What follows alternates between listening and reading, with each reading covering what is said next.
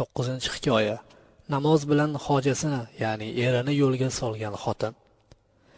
5 vaqt namozini ado etuvchi bir musulmon xonim ichishni yaxshi ko'radigan bir odamga turmushga chiqdi.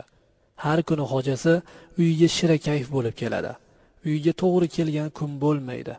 Dinga nihoyatda e'tiqodi yuksak bo'lgan musulmon ayol 5 vaqt namozlarining orqasidan hojasining tuzalib ketishini va ichkilik degan yomon zaqqumdan xalos etishini Allohdan so'rab, ko'z yoshlarini to'kib yolboradi. Kunlar, oylar o'tadi.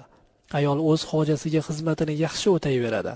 Sarxush yuradigan o'z xotinining xushfe'lidan, xizmatidan mamnun. Ammo unga bunday yurish odat bo'lib qolgan.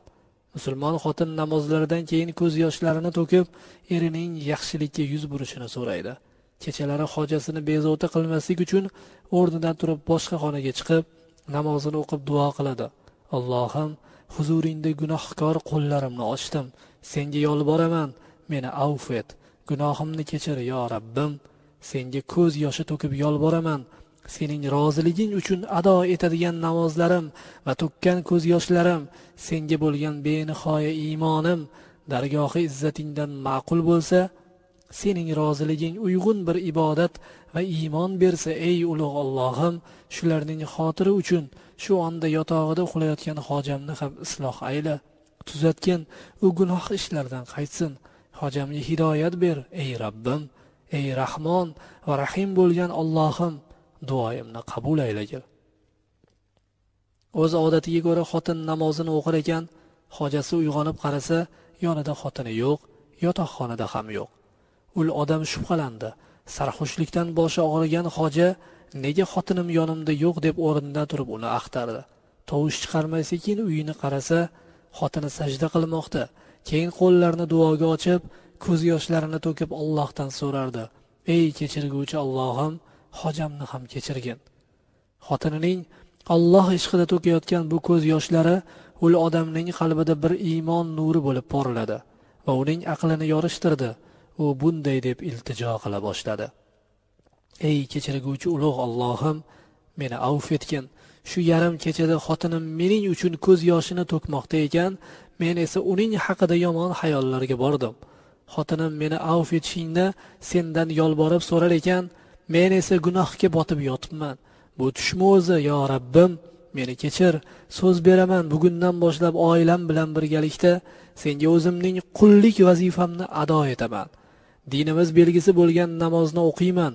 Oqshomlari, kechalari uyimda xotinim bilan birgalikda namozimizni o'qib, uyimizni nurafshon etamiz deb Allohga so'z berdi, hidoyatga erishdi. Hojasining bu holini ko'rgandan keyin yaxshi fe'l atvorli, tom ma'noda musulmon tarbiyasi bilan voyaga yetgan yosh xonim sevinch ko'z yoshlarini to'kib, erining bo'ynidan quchib shod bo'ldi va yo Rabbiy, senga minglar va yuz minglarcha shukrlar bo'lsin.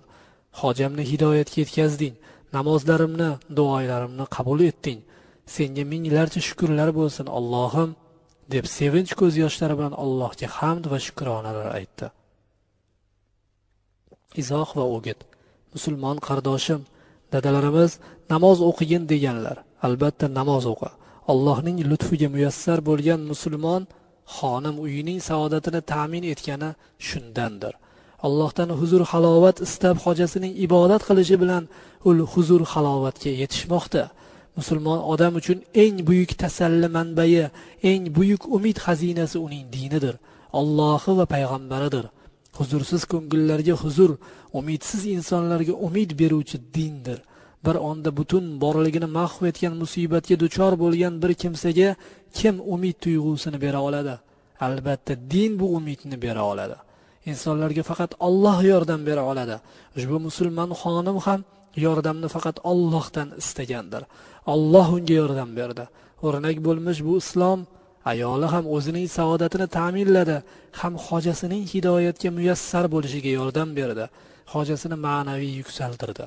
Uni jahannam alangasidan saqlab qoldi. Bunday ayollar bilan barcha musulmonlar faxrlansalar bo'ladi. Amin.